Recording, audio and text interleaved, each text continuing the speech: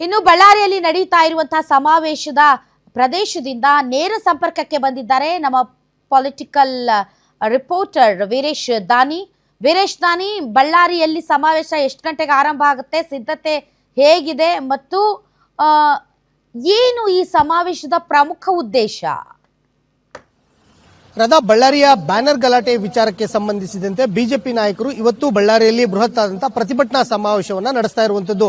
ಬಳ್ಳಾರಿಯ ಬಿಜೆಪಿ ನಾಯಕರುಗಳು ಎಲ್ಲರೂ ಸಹ ಬಳ್ಳಾರಿ ಟು ಬೆಂಗಳೂರಿಗೆ ಪಾದಯಾತ್ರೆಯನ್ನ ಮಾಡಲಿಕ್ಕೆ ಸಾಕಷ್ಟು ಉತ್ಸುಕರಾಗಿದ್ರು. ಆದರೆ ಪಕ್ಷದ ನಾಯಕರ ಸೂಚನೆಯ ಮೇರೆಗೆ ಹಂತ ಹಂತವಾಗಿ ಹೋರಾಟವನ್ನ ಮಾಡೋಣ, ಅದಕ್ಕಿಂತ ಮುಂಚಿತವಾಗಿ ಬಳ್ಳಾರಿಯಲ್ಲಿ ಬೃಹತ್ ಆದಂತಹ ಪ್ರತಿಭಟನಾ ಸಮಾವೇಶವನ್ನ ಮಾಡೋಣ ಅನ್ನೋ ಹಿನ್ನೆಲೆಯಲ್ಲೇ ಇವತ್ತು ಬೃಹತ್ ಆದಂತಹ ಪ್ರತಿಭಟನಾ ಸಮಾವೇಶವನ್ನ ಆಯೋಜನೆಯನ್ನ ಮಾಡಿಕೊಂಡಿರುವಂತದ್ದು.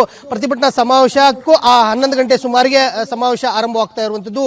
ಸುಮಾರು 25ರಿಂದ 30 ಸಾವಿರ ಜನರಿಗೆ ಪ್ರತಿಭಟನೆಯಲ್ಲಿ ಭಾಗವಹಿಸುವಂತಹ ಸಾಧ್ಯತೆಗಳು ಇರುವಂತದ್ದು. ಆ ಹಿನ್ನೆಲೆಯಲ್ಲಿ ಬಳ್ಳಾರಿ ಜಿಲ್ಲಾ ಪೊಲೀಸ್ ಆಡಳಿತ ಈಗಾಗಲೇ ಸಾಕಷ್ಟು ಬಂದೋಬಸ್ತನ್ನ ಇಡೀ ನಗರದಾದ್ಯಂತ ಕೈಗೊಂಡಿರುವಂತದ್ದು. ಜನಾರ್ದನ್ ರೆಡ್ಡಿ ಅವರು ಸಹ ಅವರ ನಿವಾಸದಲ್ಲೇ ಇದೀಗ ಮಾಧ್ಯಮದವರ ಜೊತೆಗೆ ಮಾತನಾಡ್ತಾ ಇದ್ದಾರೆ.